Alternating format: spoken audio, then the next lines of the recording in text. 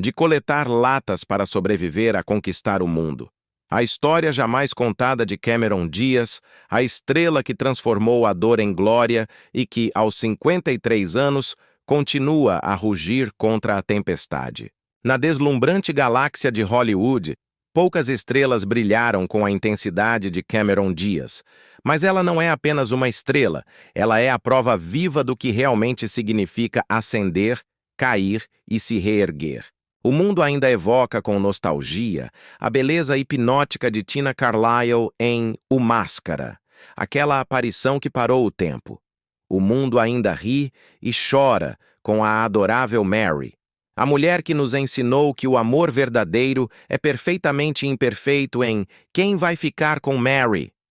E o mundo ainda se comove com a voz gentil e calorosa da princesa Fiona em Shrek, o ícone que ensinou a gerações que a verdadeira beleza reside na alma. Mas a história que não é contada, aquela que se esconde por trás do fulgor dos flashes, é muito mais profunda e terrena. Surgida de um lar humilde em Long Beach, onde sua família chegou a coletar latas de alumínio para sobreviver, Cameron se levantou sem nada além de coragem e sonhos. Ela transformou a simplicidade em glória e a vulnerabilidade em uma força inquebrável. No entanto, por trás daquele sorriso radiante que definiu uma era, agitavam-se tempestades furiosas e traições cruéis que dilaceraram sua alma. Por mais de 3 décadas, ela caminhou no fio da navalha entre o triunfo e a tragédia, convertendo sua dor particular em uma arte imortal. E agora, mergulhamos nessa sinfonia ardente para enfrentar a tempestade mais feroz que ainda ruge aos seus 53 anos. Antes de nos aprofundarmos nas profundezas desta vida extraordinária, não se esqueça de clicar em curtir como um gesto de gratidão a este talento extraordinário que nos deu tanto. É de partir o coração perceber que as primeiras rachaduras em sua vida começaram com a dor. Não o tipo de dor que grita, mas a que queima em silêncio, ensinando uma menina a lutar muito antes de aprender a sonhar. Em um mundo que lhe exigiu força muito cedo, Cameron Michelle Diaz veio ao mundo em 30 de agosto de 1972, em San Diego, Califórnia. Ela cresceu em um modesto lar de classe trabalhadora, onde o amor era abundante, mas o dinheiro era uma visita escassa. Um lugar onde as paredes guardavam calor, mesmo que a despensa nem sempre o fizesse. Seu pai, Emílio, um homem de raízes cubanas, suportava turnos brutais como capataz em uma companhia petrolífera da Califórnia. Ele saía antes do amanhecer e voltava muito depois do anoitecer. Suas roupas, impregnadas do cheiro pesado de metal, suor e gasolina, eram o perfume do sacrifício. Sua mãe, Billy, de ascendência inglesa e alemã, equilibrava horas intermináveis como agente de importação e exportação, mantendo o lar unido com pura vontade e uma graça fatigada. A vida dos Dias era uma troca constante. Horas por dólares, sono por sobrevivência. Cameron observava como seus pais levavam seus limites além da exaustão, convertendo cada contra-cheque em um silencioso ato de amor. Ela e sua irmã mais velha, Ximene, aprenderam cedo que o conforto era um luxo e que cada refeição completa era uma pequena vitória. Long Beach se tornou o mapa de sua infância. Palmeiras que margeavam calçadas rachadas, o oceano perto o suficiente para ser ouvido à noite e uma escola pública que, curiosamente, um dia seria famosa por outro sonhador. Um jovem Snoop Dogg, muito antes de a fama o encontrar. O lar dos Dias era pequeno. Suas paredes eram tão finas que o vento de inverno podia se infiltrar, trazendo o frio do Pacífico e o leve som das ondas quebrando contra a costa. À noite, Cameron ficava acordada, ouvindo os passos cansados de seu pai e o ranger do telhado, perguntando-se se os sonhos poderiam sobreviver em lugares tão frágeis. Havia manhãs em que o zumbido da geladeira soava mais alto do que o silêncio, e noites em que o riso de seus pais tentava abafar o barulho das contas não pagas. Nos fins de semana, a família se unia em um ritual que definiria seu caráter. Eles coletavam latas para ganhar algumas moedas extras. O tilintar do alumínio contra o pavimento não era um som de pobreza. Era o hino silencioso da perseverança familiar. As mãos de sua mãe estavam rachadas pelo trabalho. As costas de seu pai doíam por levantar demais, com muita frequência. E, no entanto, eles sorriam. Sorriam porque sorrir era mais barato do que o desespero. Cameron se lembraria mais tarde. Não tínhamos muito, mas éramos felizes. A verdade por trás desse sorriso era mais simples e mais dura. A felicidade tinha que ser construída, não era dada como certa. A dor mais profunda daqueles primeiros anos não foi a fome, foi a invisibilidade. Cameron se sentia muito alta, muito inquieta, muito diferente. Era uma menina com um sobrenome cubano que a ancorava a uma herança vibrante, mas com uma aparência que refletia suas raízes anglo-alemãs. Sentia-se perpetuamente à margem de todas as multidões. Na escola, ria com os outros, mas nunca sentiu que pertencia completamente. Às vezes, até os professores olhavam através dela. Era a garota quieta e bronzeada pelo sol que, eles presumiam, iria desaparecer como tantas outras. Havia momentos em que se sentia invisível, quando o mundo parecia pertencer apenas aos outros, aos mais ricos, aos mais bonitos, aos mais barulhentos. Ela sorria de qualquer maneira, fingindo que a pontada não doía. Seu riso brotava fácil, talvez fácil demais. Era o tipo de riso que se torna armadura, aquele que oculta a fome e o coração partido por trás da graça. As contas se acumulavam. As pequenas vitórias, uma conta paga, um eletrodoméstico consertado, uma sacola de supermercado cheia, pareciam dias de festa. Naquelas salas onde os cheques chegavam tarde e os jantares eram esticados além do necessário, Cameron descobriu a arquitetura silenciosa da força. O mundo não se dobraria por ela, então ela aprendeu a se dobrar sem quebrar. Às vezes, se perguntava se pessoas como ela algum dia conseguiam sair, se os sonhos eram apenas para aqueles que podiam pagá-los. Mas em algum lugar, entre a exaustão e a esperança, ela fez uma promessa. Encontraria uma saída. Quando completou 16 anos, o vento fora de Long Beach cheirava a sal e a liberdade. Esse vento sussurrou seu nome. Seu pai beijou sua testa em despedida, orgulhoso, mas consumido pela preocupação. Sua mãe deslizou algumas notas em sua mão, dinheiro que eles não podiam se dar ao luxo de gastar. Um contrato com uma agência de modelos era mais do que uma promessa. Era uma passagem só de ida para o desconhecido. Prometia aviões, cidades e quartos de adulto que brilhavam. Mas também prometia sombras, sombras que nenhuma jovem de 16 anos deveria ter que navegar sozinha. E assim, a garota que coletava latas para comer, a menina invisível que usava o riso como escudo, deu seu primeiro passo em direção à tempestade. Ela não sabia que estava prestes a se tornar o sorriso da América, nem que esse mesmo sorriso teria que protegê-la das batalhas mais sombrias que estavam por vir. Ela deixou Long Beach para trás com uma mala emprestada e uma coragem trêmula. Partiu perseguindo o horizonte, sem saber que o mundo que tanto ansiava a feriria primeiro. Mas a menina, que antes contava moedas de latas de alumínio, agora contava portões de embarque e fusos horários. E o medo que antes havia vivido em seu peito aprendeu a conviver com a bravura. Tudo o que eu queria, eu tinha que ganhar, diria mais tarde. Não com amargura, mas com a paz de quem conhece o preço de cada passo. Essas primeiras rachaduras não a quebraram. Elas se tornaram linhas de luz. E a partir dessa luz, a jovem de Long Beach começou a acender. No entanto, essa luz que a impulsionou de seu lar humilde encontrou sua primeira sombra no mundo real. Os sonhos haviam lhe prometido calor. Em vez disso, ela encontrou um frio glacial. O mundo, além de sua casa, não a esperava de braços abertos. Exigia provas e cobrava um pedágio. Tóquio a recebeu não com glamour, mas com um ar frio e cortante que cheirava a chuva e neon. As luzes da cidade eram brilhantes, mas seu quarto era mais escuro do que jamais imaginara. Era uma caixa com tinta descascada e uma janela que mal fechava. Ela o compartilhava com outras 3 garotas que perseguiam o mesmo sonho. Seus risos eram forçados, seus olhos vazios de exaustão. Quando o aquecimento quebrou em pleno inverno, Cameron dormia vestindo cada peça de roupa que possuía. Sua respiração virava vapor no ar gélido do quarto.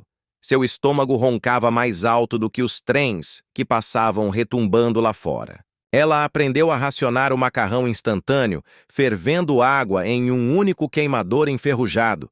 E aprendeu a rir quando não restava mais nada para comer, porque o riso custava menos do que a comida. Às vezes, na escuridão, ela sussurrava para si mesma em inglês, apenas para ouvir um som familiar em um oceano de estranhos. Eu estava sozinha além das palavras, confessaria anos depois. Eu era apenas uma criança tentando sobreviver em um mundo grande demais para mim. De Tóquio a Sydney, de Milão a Paris. O cenário mudava, mas a luta não. Na França, sua vida inteira cabia em uma única mala. Suas posses eram um espelho estilhaçado, uma jaqueta puída e um coração que se recusava a se render. A água da pia queimava seus dedos até ficarem dormentes enquanto esfregava suas roupas à noite. Uma vez, ela foi pega em uma tempestade de inverno sem guarda-chuva.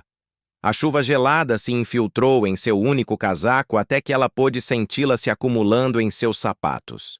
Encharcada e tremendo, ela olhou para o céu cinzento de Paris e começou a rir. Rir era sua última defesa. Chorar a teria quebrado por completo. A humilhação era uma sombra constante. Um fotógrafo certa vez zombou de seu sotaque, dizendo-lhe sem rodeios que ela não pertencia àquele mundo. Ela sorriu para a câmera mesmo assim, com a mandíbula tremendo visivelmente por trás da pose forçada. Havia dias em que ela caminhava quilômetros entre castings, seus sapatos se quebrando nas solas, seus sonhos arrastando-se atrás dela como uma sombra pesada. Mas ela se recusava a desistir. Quando seus pés se enchiam de bolhas, ela colocava lenços de papel em seus calcanhares e continuava andando. Não havia dinheiro para táxis, e muito menos para conforto.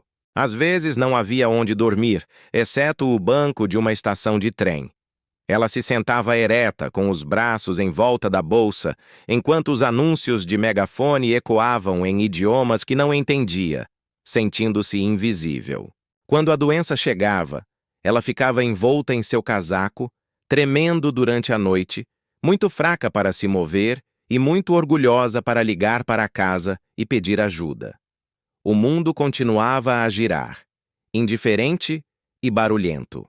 O medo se infiltrou então, mas não era medo da morte, era o medo de desaparecer, o medo de viver uma vida que não deixasse rastro, de voltar a ser a menina invisível de Long Beach. Em noites como essa, ela começou a escrever seu nome em cadernos baratos. Repetidamente, Cameron Diaz, Cameron Diaz. Era a prova de que existia, a promessa de que um dia importaria. E lentamente, entre a fome e a geada, algo feroz criou raízes.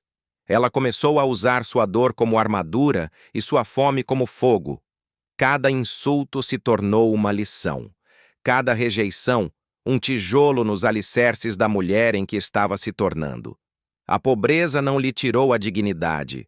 Ela a refinou. Aos 21 anos, ela retornou a Los Angeles. Mais magra, mais esperta, despojada de todas as suas ilusões, mas cheia de uma luz intensa. Ela havia sobrevivido a muito para voltar a ser comum. Em 1994, quando uma diretora de casting ligou sobre um pequeno papel ao lado de um comediante em ascensão chamado Jim Carrey, ela não hesitou. Entrou naquela sala sem nada a perder. Ela carregava consigo cada noite faminta, cada manhã fria, cada oração silenciosa. Ela não atuou, ela se lembrou. E quando sorriu, a sala ficou em silêncio. Aquele primeiro sim ressoou como um trovão por toda Hollywood.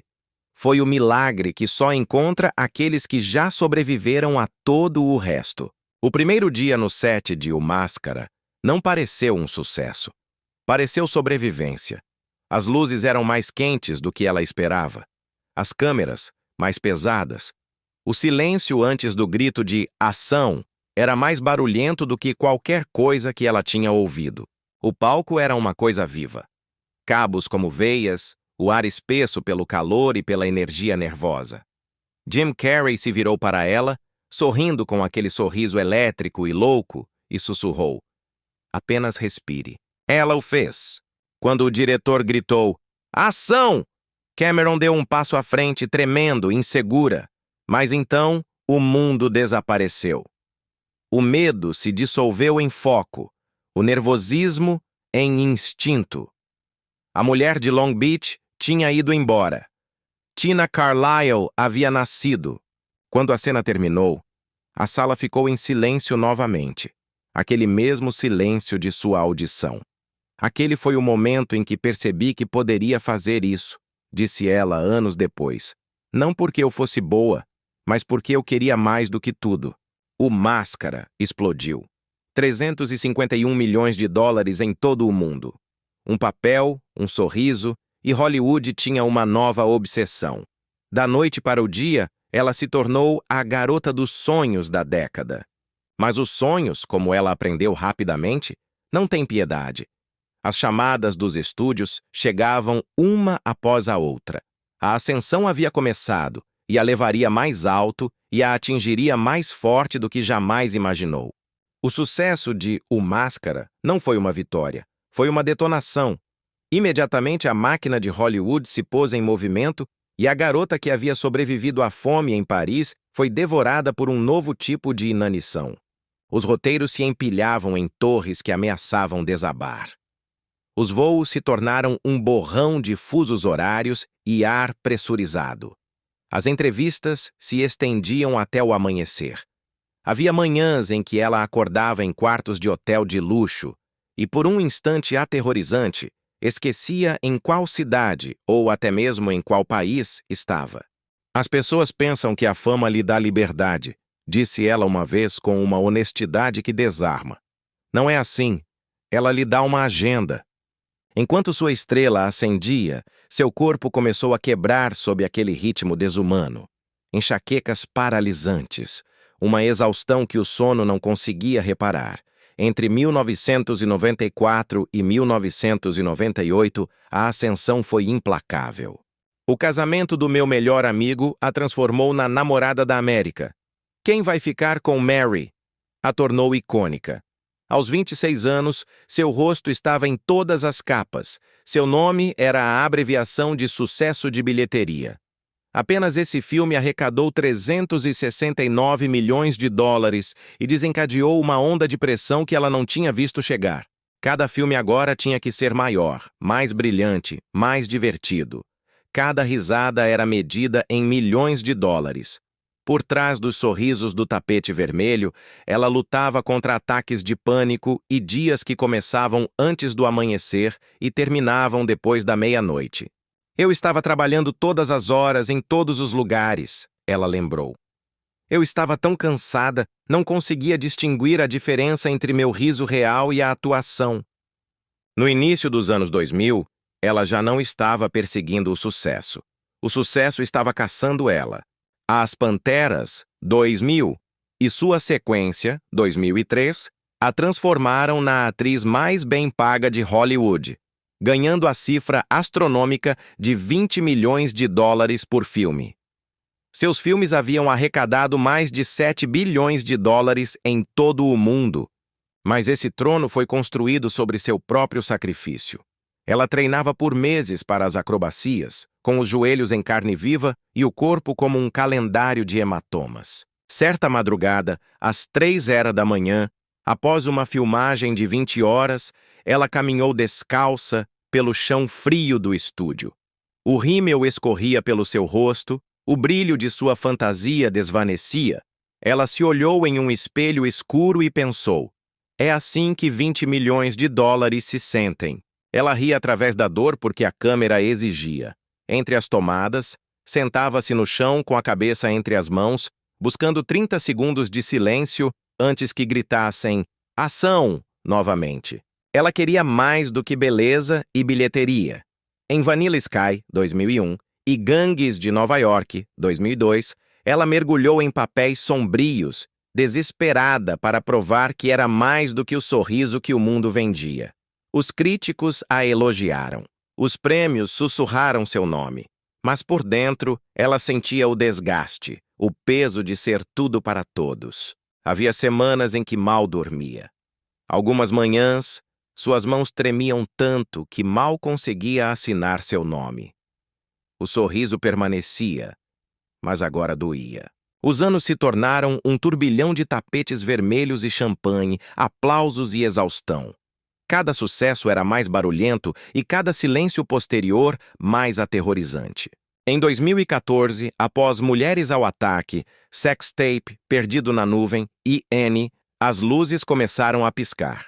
Sex Tape cobriu os gastos, mas não roubou corações. Pela primeira vez, o riso que havia definido sua vida soava vazio. Naquele ano, ela havia construído uma fortuna de 140 milhões de dólares. Uma vida a universos de distância da menina que coletava latas em Long Beach. Mas seu espírito funcionava com o tanque vazio. Uma manhã, disse ela suavemente, eu acordei e não conseguia me lembrar da última vez que me senti eu mesma. Pensei, se eu continuar assim, vou me perder para sempre. Então ela parou. Ela se deteve. Não porque tivesse falhado, mas porque finalmente entendeu o que o sucesso lhe havia custado. Seu corpo carregava os hematomas, sua alma, as marcas de queimadura de 20 anos dentro do forno de Hollywood. Ela havia dado tudo. Sua juventude, seu sonho, seu silêncio. E lhe havia dado glória e vazio em partes iguais. O aplauso continuava chegando, mas já não soava como alegria. Ela havia construído um império, mas sua vitória mais autêntica foi a de se reconquistar. Ela não se afastou de Hollywood. Ela simplesmente caminhou de volta em direção à sua própria luz. Mas as luzes que uma vez a coroaram agora brilhavam como relâmpagos. Lindas, ofuscantes e impiedosas. O mundo nunca soube que por trás desse brilho havia tempestades ferozes o suficiente para quase destruir sua dignidade, sua fé e seu próprio coração. O aplauso que uma vez preencheu seu mundo havia se transformado em sussurros, agudos, frios e cruéis. E, no entanto, não foi o barulho que mais a feriu. Foi o silêncio entre as manchetes, os espaços onde a verdade supostamente morava. A primeira grande tempestade não veio de Hollywood, mas das sombras de seu passado, muito antes de ser uma estrela. Em 1992, quando era uma modelo desconhecida de 19 anos, um fotógrafo em quem ela certa vez confiou a convenceu a posar para uma sessão privada. Imagens que nunca foram destinadas a serem vistas pelo mundo. Eram cruas, íntimas e capturadas sob uma promessa de confiança. Anos mais tarde, depois que Cameron Diaz havia se tornado um dos rostos mais reconhecíveis do planeta, esse mesmo homem ressurgiu. Não com nostalgia, mas com veneno. Ele tentou lucrar com essas fotos, exigindo 3,5 milhões de dólares, uma quantia que hoje equivaleria a quase 6 milhões, em troca de mantê-las privadas. Era uma extorsão brutal. Por um momento, o mundo pareceu prender a respiração, esperando para ver se a garota de ouro se dobraria ou se quebraria. Mas ela não pagou. Ela se manteve firme. O que se seguiu não foi uma breve escaramuça, mas uma guerra longa e exaustiva pelo seu nome. Por quase 2 anos, ela compareceu a audiências, apresentou moções, enfrentou advogados, repórteres e o eco das mesmas perguntas repetidamente. Cada dia no tribunal parecia reviver uma traição.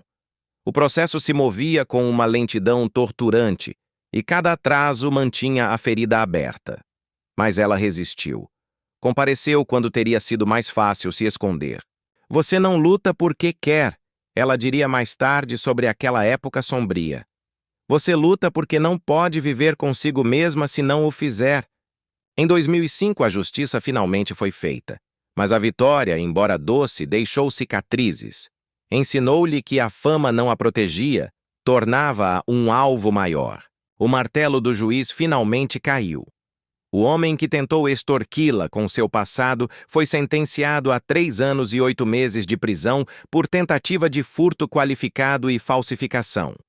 A sala do tribunal ficou em silêncio. Mas enquanto os repórteres corriam para os telefones, Cameron Diaz não celebrou. Não houve sorrisos de triunfo nem gestos de vitória. Apenas um alívio silencioso e pesado. A guerra havia terminado, mas as cicatrizes mal estavam começando a se formar. Não há uma vitória real em algo assim, disse ela suavemente aos meios de comunicação. Sua voz mal um sussurro por cima do caos. Você simplesmente faz o que tem que fazer para manter sua verdade intacta. Não foi o triunfo que a definiu naquele momento sombrio, foi a dignidade. Mal teve tempo de respirar quando chegou a segunda tempestade. Desta vez não foi uma traição de seu passado, mas uma mentira fabricada no presente. Em 2005, o National Enquirer publicou uma história explosiva acusando-a falsamente de infidelidade enquanto mantinha um relacionamento muito público com o ídolo pop Justin Timberlake. O boato não se espalhou, detonou. Espalhou-se mais rápido do que ela podia respirar, salpicando tabloides, telas de televisão e salas de estar em todo o mundo. Ela poderia ter ignorado, poderia ter feito o que tantos fazem, se esconder e esperar que a tempestade passasse. Mas Cameron havia aprendido uma lição amarga nos tribunais. O silêncio, no mundo da fama, muitas vezes soa como culpa.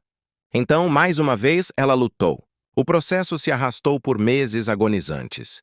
Meses cheios de depoimentos, interrogatórios e noites de insônia preparando estratégias com seus advogados. A pressão era implacável. Cada nova manchete parecia reabrir uma ferida antiga, mas ela se recusou a ser definida por uma mentira. Você aprende quanta força é necessária, disse ela mais tarde, apenas para dizer a verdade repetidamente até que alguém finalmente a ouça. Quando o caso terminou, ela venceu. O tabloide foi forçado a emitir um pedido de desculpas público e se retratar de suas alegações. Foi outra vitória legal, mas que teve um custo emocional devastador. As pessoas pensam que ganhar faz doer menos. Ela refletiu anos depois. Não faz. Apenas significa que você sobreviveu ao golpe. Cada processo, cada manchete, cada sussurro, tudo deixava outro hematoma invisível.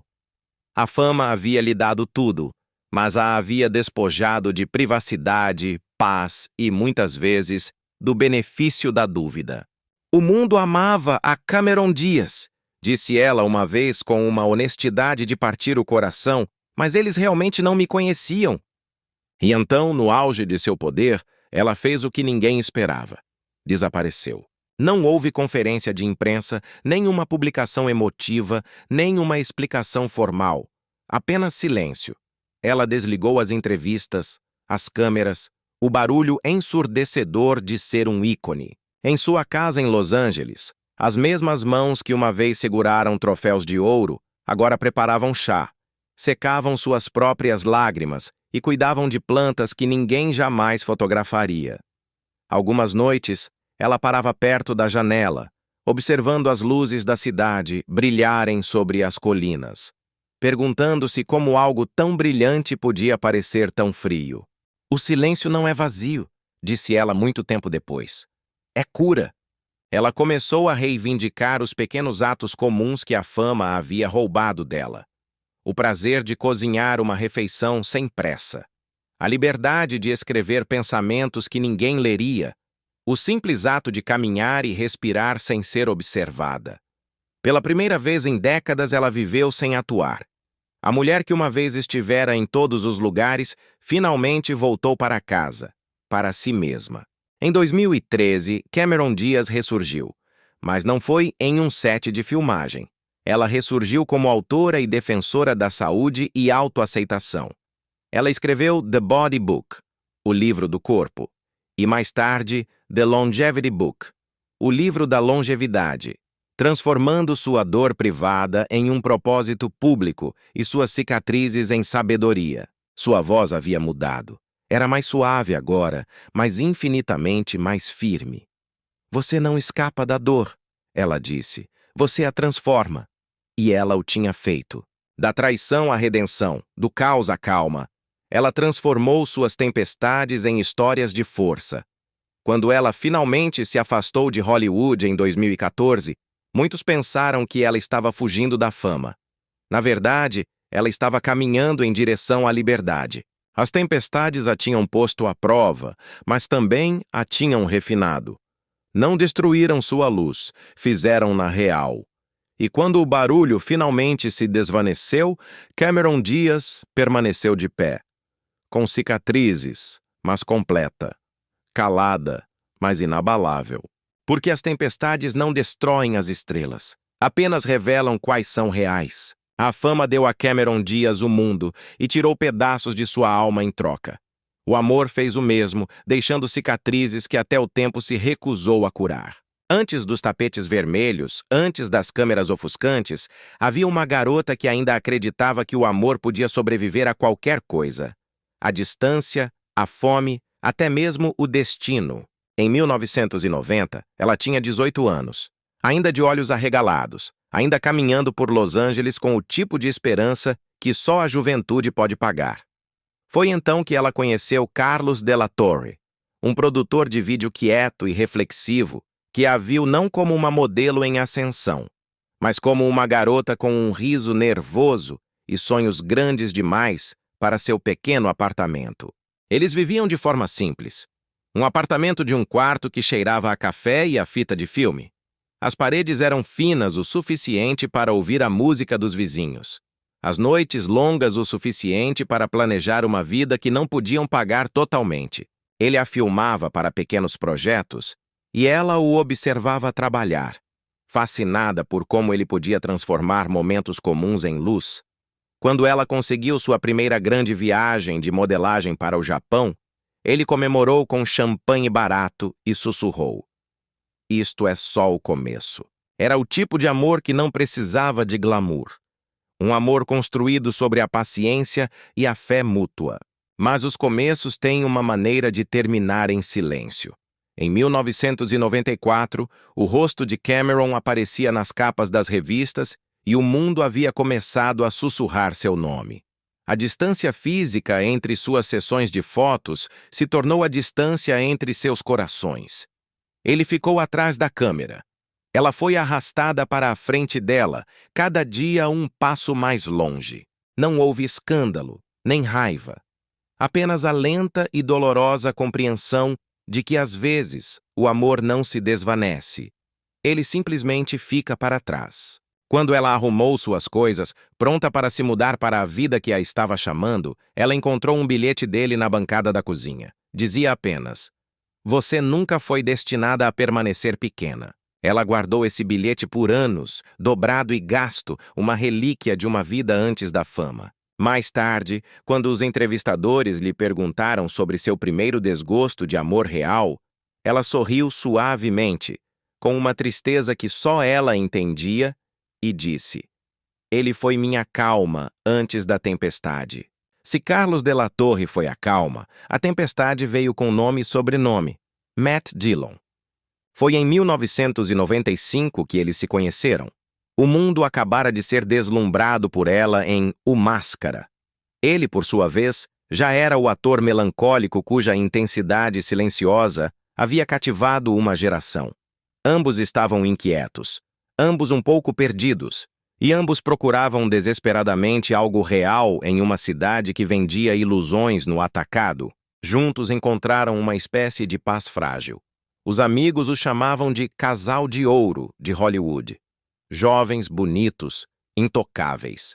Nos fins de semana, eles escapavam para o litoral, dirigindo com as janelas abertas, cantando alto no rádio como se fossem adolescentes, esquecendo momentaneamente o peso de seus nomes.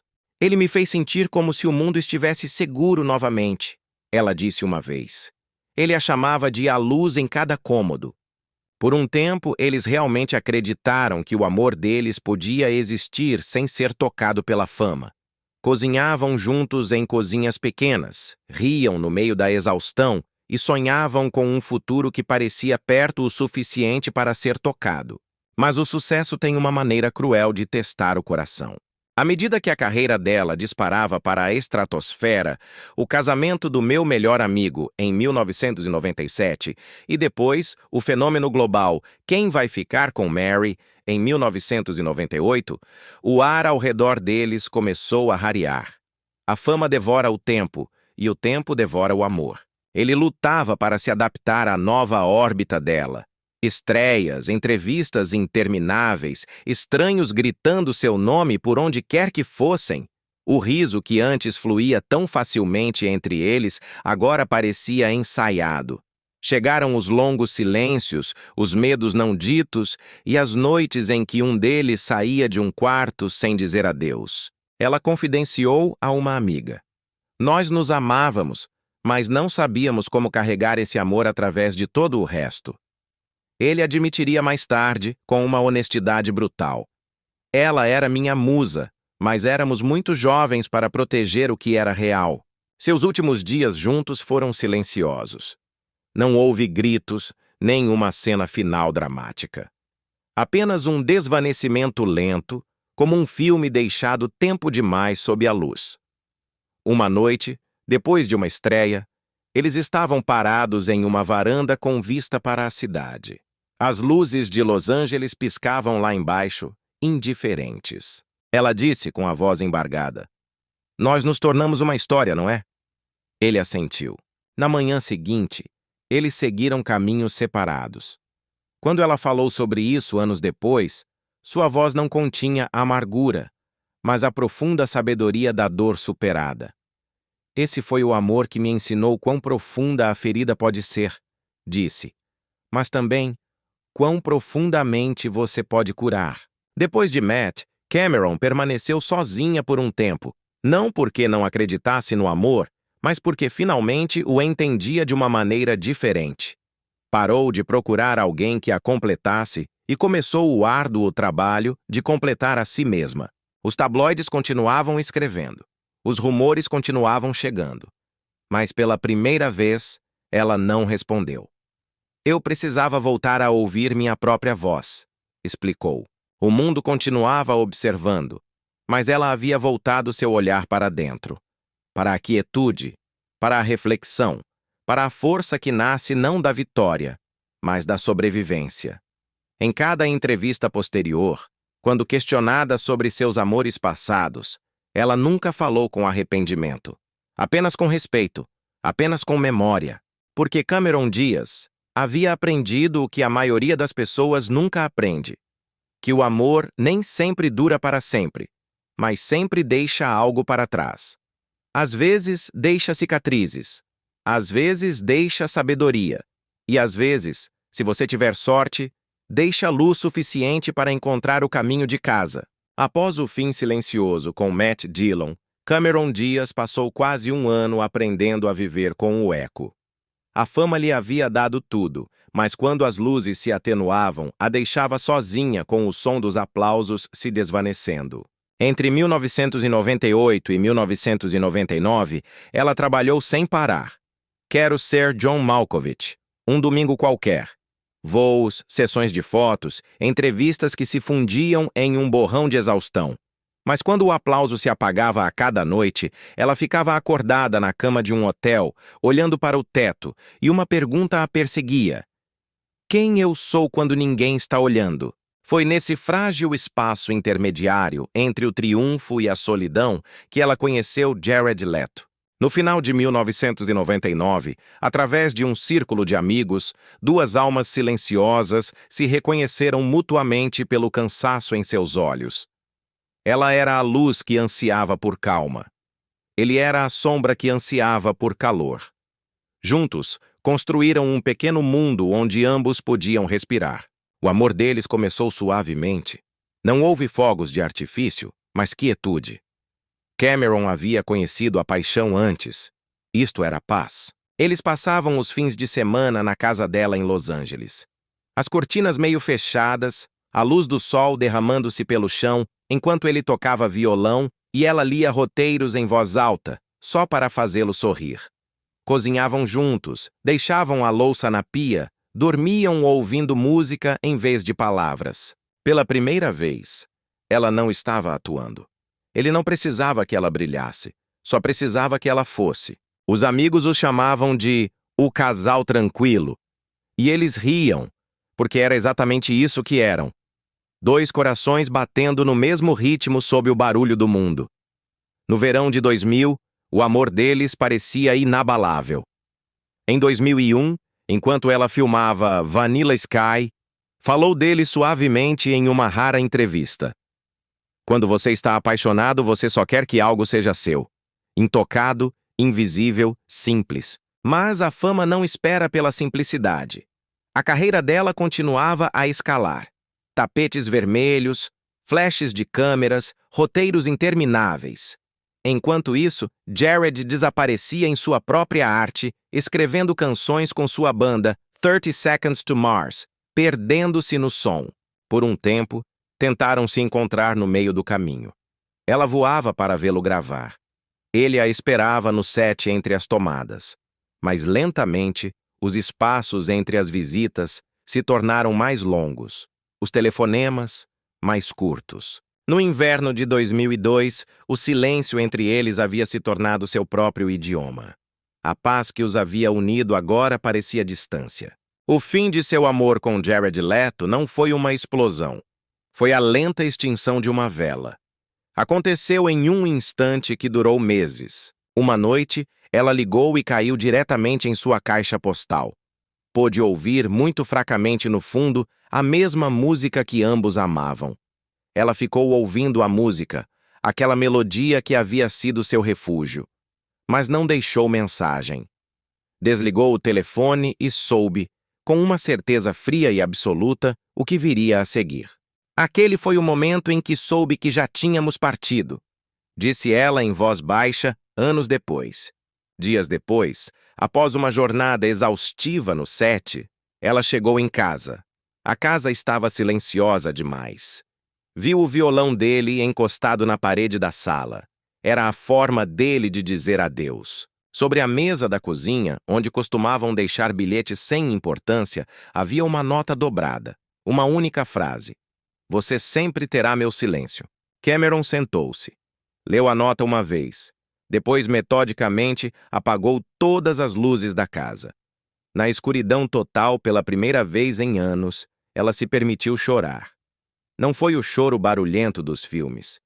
Foi o tipo de choro que rouba o fôlego sem fazer ruído, aquele que sacode o corpo por dentro. A separação deles no início de 2003 foi tão discreta quanto o amor deles tinha sido. Não houve discussões aos gritos, nem manchetes vingativas. Apenas duas pessoas corajosas o suficiente para se afastarem antes que o ressentimento pudesse tocar o que ainda era bonito. Em uma entrevista posterior, Cameron refletiu, sua voz tingida por uma suave melancolia. Às vezes o amor não acaba, ele simplesmente muda de forma. Se torna gratidão. Jared também manteve essa graça. Em 2006, quando perguntado sobre ela, não hesitou. Cameron é uma das mulheres mais gentis e fortes que já conheci. Ela merece toda a luz que tem. Não havia amargura. Apenas um tipo de reverência que vem de ter amado profundamente e soltado com delicadeza. Mas a paz, como ela aprendeu, não chega da noite para o dia.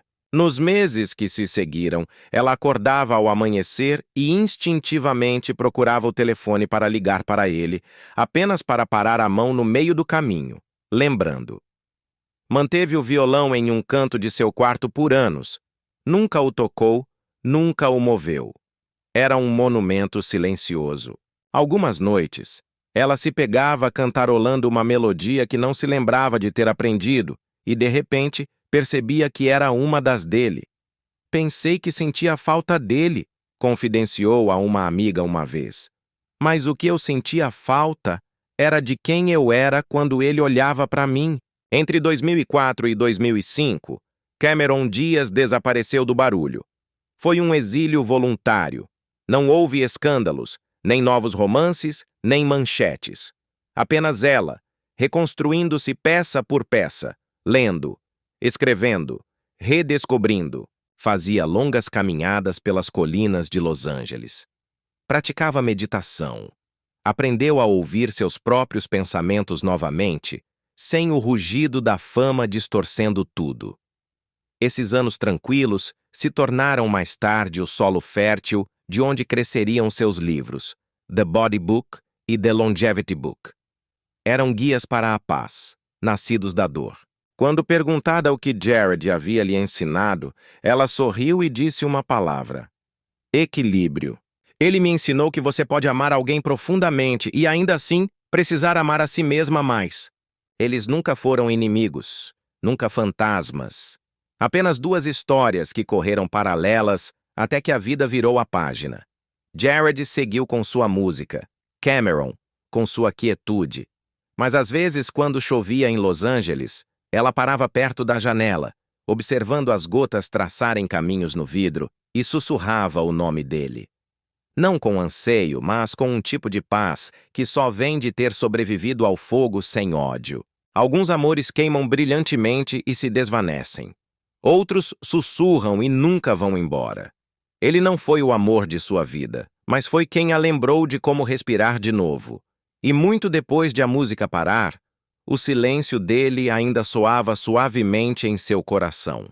Haviam-se passado meses desde que Cameron Diaz tinha se despedido silenciosamente de Jared Leto, um amor definido pela arte e pela gentil compreensão. Aquele capítulo havia se fechado como um sussurro, mas o que veio depois rugiria como um trovão. Onde Jared havia sido paz, Justin Timberlake era fogo. Brilhante, imprevisível e impossível de conter. Se seu último amor lhe havia ensinado o equilíbrio, este lhe ensinaria o preço da paixão.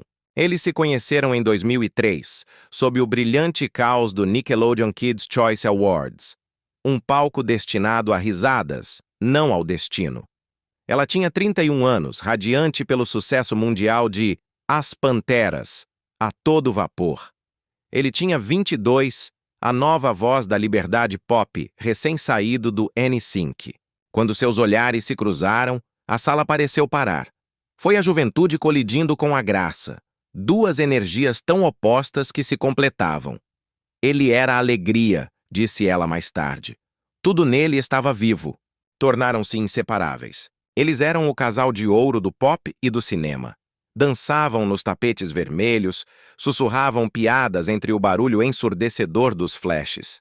Por um tempo, o riso deles abafou o mundo. Não era apenas romance, era uma rebelião. Duas almas ousando amar sob 1 milhão de olhos, desafiando a diferença de idade e o escrutínio. Mas a fama, como ela aprenderia da maneira mais difícil, é sua própria espécie de terceira pessoa em um relacionamento. Sempre presente, sempre faminta. Em 2005, enquanto a turnê Future Sex Love Sounds de Justin varria continentes e a agenda de filmagens de Cameron se estendia sem fim, a distância entre eles começou primeiro a sussurrar e depois a gritar. Os telefonemas ficaram mais curtos, os silêncios mais longos. E os rumores preencheram o espaço vazio. Histórias de infidelidade, ciúmes e confiança que se desvanecia. Quando um tabloide afirmou que ela o havia flagrado traindo-a, Cameron não chorou. Ela processou. E venceu. Mas o processo legal, como ela já sabia, movia-se com lentidão. Cada manchete sensacionalista reabria a ferida que ela tentava fechar. As pessoas pensam que a fama te dá o controle, ela diria mais tarde, sua voz carregada com o peso da experiência. Mas, às vezes, apenas significa que sua dor é publicada. O amor que antes parecia elétrico, agora parecia exposto. Eles já não eram duas pessoas apaixonadas. Eram uma manchete, um boato, uma fotografia dissecada por estranhos no supermercado. Justin tentou protegê-la, mas ele também foi engolido pelo barulho. Eles se amavam ferozmente, mas sob o microscópio da fama, até os corações mais fortes podem começar a rachar. Na noite anterior ao Globo de Ouro de 2007, Cameron parou em frente ao seu espelho. O vestido de gala estava pendurado perfeitamente, mas seu rosto estava tenso. Ela estava ensaiando um sorriso, praticando o brilho nos olhos, preparando-se para a atuação mais difícil de sua vida. Fingir que estava tudo bem. Na noite do Globo de Ouro de 2007, Cameron Diaz se preparou para a guerra com um vestido de prata. Estava ensaiando o sorriso. Aquele que costumava brotar tão facilmente, o que havia valido milhões de dólares e iluminado telas em todo o mundo. Mas agora, em frente ao espelho, não se encaixava. Sentia-se como um acessório alheio, uma máscara que já não se moldava ao seu rosto. Quando chegou à cerimônia, caminhou pelo tapete vermelho. Vestia prata, deslumbrante, firme, inabalável. Ou assim parecia. Era a atuação de sua vida. Ele estava do outro lado da sala. Rindo, radiante sob as luzes, a energia da juventude vibrando ao seu redor. Quando seus olhares se cruzaram por cima da multidão, o tempo parou. Houve um segundo de reconhecimento, um flash de tudo o que haviam sido. Mas então, ele se virou e riu com outra pessoa. E algo dentro dela, aquele núcleo que ela havia mantido unido com tanta força, finalmente se quebrou em silêncio. Mais tarde, incapaz de suportar o barulho e as luzes, ela se esgueirou para o lado de fora, longe das câmeras, em direção ao ar frio da noite. Abraçou-se, tremendo levemente, e sussurrou ao vento. Estou bem. Foi a mentira mais suave de sua vida, e a mais dolorosa. Dias depois, o mundo recebeu a notícia através da inevitável formalidade de Hollywood. Um comunicado conjunto. Decidimos terminar nosso relacionamento. Continuamos amigos e sentimos um grande amor e respeito um pelo outro. Mas os comunicados de imprensa não impedem que os corações se partam. Sozinha em seu carro, algumas semanas depois, uma estação de rádio começou a tocar uma de suas músicas. A melodia, que uma vez havia sido a trilha sonora de sua alegria, agora era uma emboscada. Ela teve que encostar o carro no acostamento. Desligou o motor e ficou sentada em silêncio absoluto, observando os carros passarem, até que a última nota se desvanecesse. Eu não estava chorando, disse suavemente anos depois. Eu estava apenas lembrando como era se importar com alguém. Algumas noites, depois disso, ela deixava a televisão ligada enquanto dormia. Precisava do zumbido das vozes de estranhos, apenas para evitar que o silêncio de sua enorme casa parecesse uma ferida aberta. A fama havia lhe ensinado muitas coisas, mas nenhuma tão cruel quanto esta. O mundo pode aplaudir sua beleza sem jamais notar sua dor. O tempo, no entanto, tem uma maneira de suavizar até mesmo as bordas mais afiadas. Em 2008, um ano após a separação pública, ela havia aprendido a respirar novamente, havia aprendido a reconstruir, a caminhar pela costa sem olhar para trás, sem esperar por uma ligação que não viria. Quando perguntada sobre ele anos mais tarde, a mulher que saiu daquela tempestade era diferente. Ela sorriu, e desta vez o sorriso se encaixava. Não era amargo, estava cheio de graça. Ele é um bom homem, disse. Tivemos um bom tempo, e isso é suficiente. A pulseira de prata que ele lhe deu uma vez ainda estava em uma gaveta, fria ao toque. Uma lembrança, não uma cicatriz. Não foi um fracasso, ela disse a uma amiga. Foi uma lição.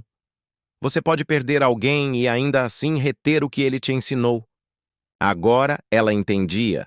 O amor verdadeiro, vivia melhor em quartos tranquilos, não sob os holofotes de um estádio. A fama não mata o amor, apenas expõe quem realmente somos dentro dele. E como sussurrou uma vez em uma entrevista, mudando para sempre a narrativa de sua própria vida, o amor real não precisa de plateia. Passariam 7 longos anos antes que ela encontrasse esse amor novamente. 7 anos de trabalho interno. E quando ele chegou, não se parecia em nada com o que ela havia conhecido. Era mais suave, mais firme, livre de qualquer atuação. Haviam-se passado quase 5 anos desde que Cameron Diaz havia chamado alguém de amor pela última vez. Após as tempestades, as manchetes e os desamores que haviam marcado seus 30 anos, ela havia escolhido a quietude, não por amargura, mas por autopreservação. A fama havia lhe tirado o suficiente. Seu sonho, sua privacidade e, por um tempo, sua confiança no que era real. Algumas noites ela colocava um prato extra na mesa por puro costume antes de parar e se lembrar de que mais ninguém voltaria para casa. O silêncio dessas noites não estava vazio. Estava pesado, estava vivo e pedia que ela escutasse. Eu precisava me lembrar de como o silêncio soava, ela diria mais tarde. Então, ela aprendeu a respirar novamente. Cuidava das plantas em sua varanda. Cozinhava refeições simples que a lembravam de sua infância em Long Beach. Andava descalça em seu jardim, sem roteiro, sem estilista, sem plateia.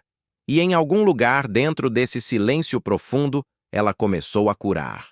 Ela não tinha ideia de que o próximo capítulo, aquele que ela nunca esperou, já estava caminhando em sua direção. Não era um coprotagonista. Não era uma manchete. Era apenas um homem com um sorriso tranquilo e um coração firme. Seu nome era Benji Madden. Eles se conheceram em 2014, através de uma amiga, Nicole Richie, que coincidentemente era casada com o irmão gêmeo de Benji. Não houve um grande momento de tapete vermelho, nem um flash de câmeras. Apenas duas pessoas na mesma mesa, em um jantar relaxado, compartilhando histórias e uma risada que parecia estranhamente fácil. Ele é diferente, Cameron disse a uma amiga naquela noite. Escuta, depois de anos amando homens que viviam sob os holofotes, ela havia conhecido alguém que não precisava de um. Ele era um músico, sim, mas pé no chão, de voz suave e ferozmente leal. O contraste era magnético. Em questão de meses, a mulher que uma vez temeu o caos do amor se viu apaixonando-se novamente, mas desta vez ela não caiu no fogo, ela caiu na paz. Eu não soube o que era uma verdadeira parceria até conhecê-lo, ela admitiria mais tarde. Eles se casaram em silêncio, em janeiro de 2015. Não foi em uma ilha exótica nem em um castelo. Foi na sala de estar de sua casa em Beverly Hills, cercados por um punhado de amigos, velas e música suave. Sem imprensa. Sem atuação. Apenas votos sussurrados. Mãos trêmulas e lágrimas que, pela primeira vez, não eram de desgosto, mas de gratidão. Após décadas sendo a protagonista do mundo, ela finalmente havia encontrado seu lar em algo pequeno e real. O casamento, no entanto, não foi um final perfeito de conto de fadas. Foi um novo tipo de trabalho. Havia noites em que nenhum dos dois falava. O espaço entre eles parecia pesado, não por raiva, mas pela exaustão do dia a dia. No entanto, quando amanhecia, ele ainda preparava café para ela, e ela ainda beijava seu ombro em sinal de agradecimento. Isso era o amor agora. Mais quieto, mais verdadeiro. O maravilhoso sobre o amor real, Cameron refletiu, é que você o escolhe repetidamente, especialmente nos dias difíceis.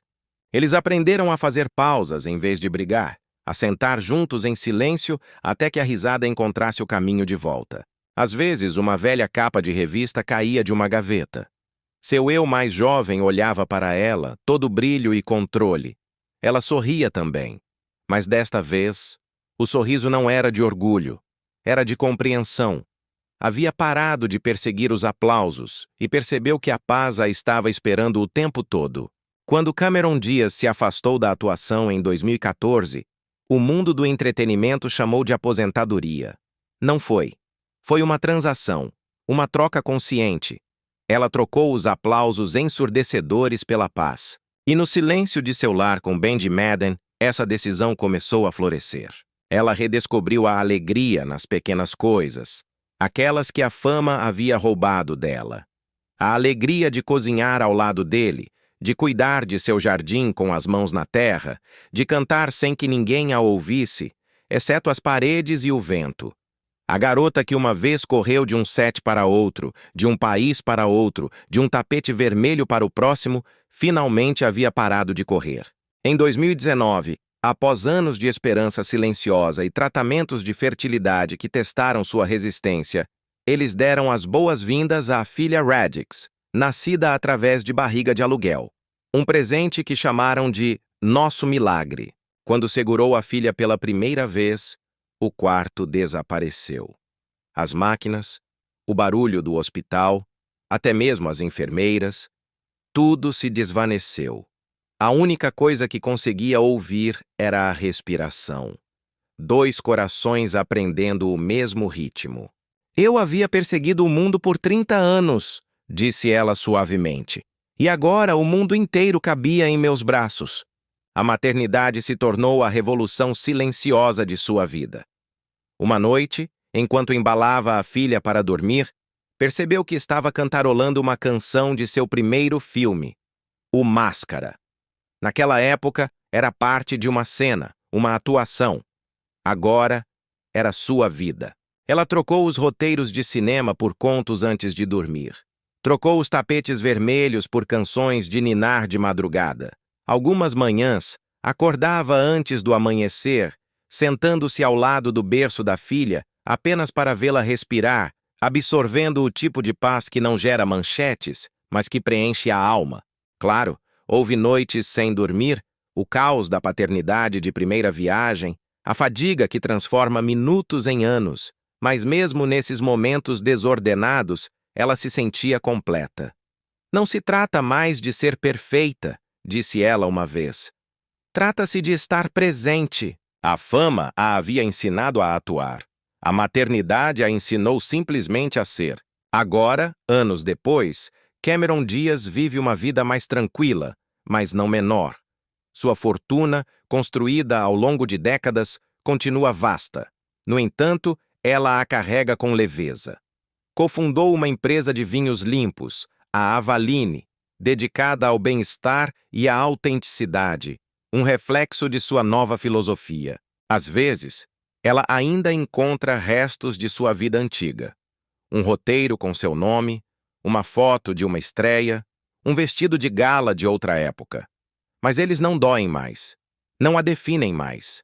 A vida não me deu o que eu pensei que queria, disse ela uma vez. Me deu aquilo para o qual eu estava finalmente pronta. Ela cozinha, escreve, ri com facilidade. E às vezes, quando a luz da manhã se derrama no chão da cozinha, ela pensa que a paz nunca foi algo que se encontra. Ela sempre esteve lá, esperando silenciosamente dentro dela. A garota que uma vez perseguiu a luz, agora vivia dentro dela. Pela primeira vez em sua vida, Cameron Diaz não precisava perseguir a felicidade. Finalmente ela estava em casa. Mas encontrar esse lar a forçou a olhar para trás, para o lar que havia perdido. Desde que se tornou mãe, ela se viu viajando no tempo, traçando o contorno de um rosto que pensava que a memória já havia suavizado. O de seu pai. Ele estava morto há anos, e, no entanto, nunca tinha ido embora completamente. Seu nome era Emílio Dias. Um homem de camisas manchadas de graxa e olhos gentis que voltava para casa todas as noites, cheirando a metal e a vento. Trabalhava horas exaustivas como capataz em uma companhia petrolífera da Califórnia, mas sempre encontrava fôlego para rir. Ele ensinou suas filhas a trabalhar duro, a amar mais arduamente e a nunca levar a vida muito a sério. Para Cameron, ele não era apenas seu pai. Ele era seu lar, sua bússola, sua risada. Naquela manhã no set, em 2008, ela também tinha estado rindo. Uma risada plena, sem defesas, que fez toda a equipe de filmagem sorrir.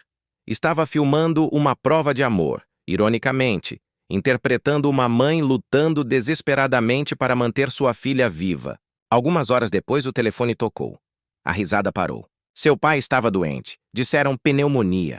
Parecia comum. Não foi. Em questão de dias, ele se foi. 58 anos. Assim simples, o mundo se dobrou sobre si mesmo.